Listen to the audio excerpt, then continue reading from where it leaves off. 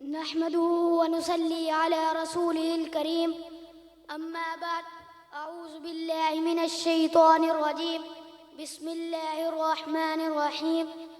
إذ هما في الغار إذ يقول لصاحبه لا تحزن إن الله معنا وقال النبي صلى الله عليه وسلم ما وهب الله في صدري سببته في صدر أبي بكر صدق اللہ وصدق رسولہ النبی الکریم۔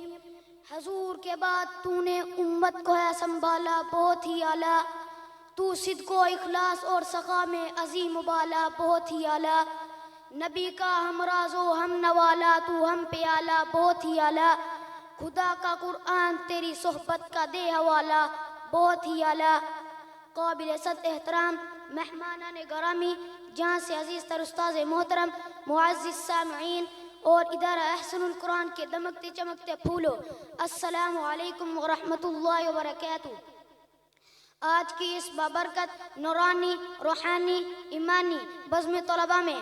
آپ کے سامنے رازدار نبوت، رمز شناس نبوت، تاجدار صداقت، امیر المؤمنین، خلیفہ بلا فصل، سیدنا صدیق اکبر رضی اللہ تعالیٰ عنہ کی عظیم المرتبت شخصیت کا تذکرہ کرنے کی سعادت حاصل کر رہا ہوں۔ ارباب علم و دانش، امت مسلمہ نے 14 صدیوں کے سفر میں ایسے بے شمار رجال کار پیدا کیے ہیں جنہوں نے اپنے کارناموں سے دنیا کو مسخر کیا،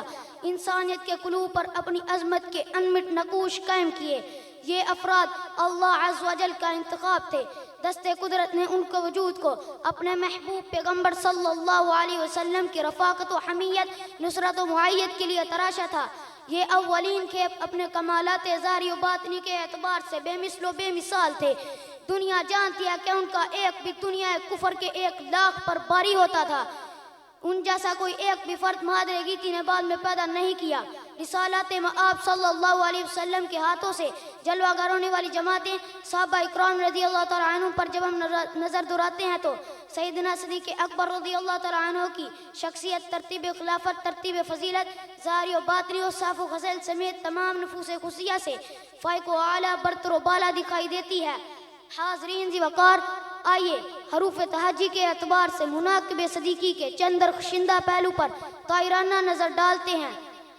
الف نے کہا امام ابو بکر، با نے کہا بزرگ و برتر ابو بکر، تا نے کہا تاجدار صداقت ابو بکر، ثا نے کہا ثمرہ محنت نبوی ابو بکر، جیم نے کہا جلیل القدر صحابی ابو بکر، حا نے کہا حضور کا خادم ابو بکر، خوا نے کہا خلیفہ اول ابو بکر، دال نے کہا دائی اسلام ابو بکر، ذال نے کہا ذہین و فتح ابو بکر، را نے کہا رضائے خدا کا طلبگار ابو بکر، زا نے کہا زید و پارسا ابو بکر، سین نے کہا سچائی کا پیشوا ابو بکر، شین نے کہا شاہد و جہاں کا دوست ابو بکر، سوال نے کہا صداقت کا علم بردار ابو بکر، زوال نے کہا ضیاء نبوت ابو بکر، عین نے کہا عامل قرآن ابو بکر، غین نے کہا غیرت مند ابو بکر، فا نے کہا نکاح فاطمہ کا گواہ ابو بکر، قاف نے کہا جامع قرآن ابو بکر، کیف نے کہا کرم خدا کا سوالی ابو بکر، لام نے کہا لا الہ الا اللہ کہنے والا ابو بکر، نون نے کہا نائب رسول ابو بکر، واو نے کہا وفا کا علم بردار ابو بکر، ہا نے کہا ہدایت کا نشان ابو بکر، حمزہ نے کہا امت کا امام ابو بکر، اور یا نے کہا یار غار و مزار ابو بکر۔ آخر میں صرف اتنا ہی کہوں گا، آپ کو دین متی کا پاسباں کہنا پڑا، آپ کو دین متی کا پاسباں کہنا پڑا، دور تک بنتی چمکتی کہکشاں کہنا پڑا، آپ نے چھت مہیا کی اس طرح اسلام کو، آپ جیسے آدمی کو آسماں کہنا پڑا، گامزن رہے تھے منزل کی جانب مثل ہجوم، گامزن رہے تھے منزل کی جانب مثل ہجوم، آپ کو اپنی جگہ ایک کارواں کہنا پڑا۔ وآخر الدعوانا ان الحمد للہ رب العالمین۔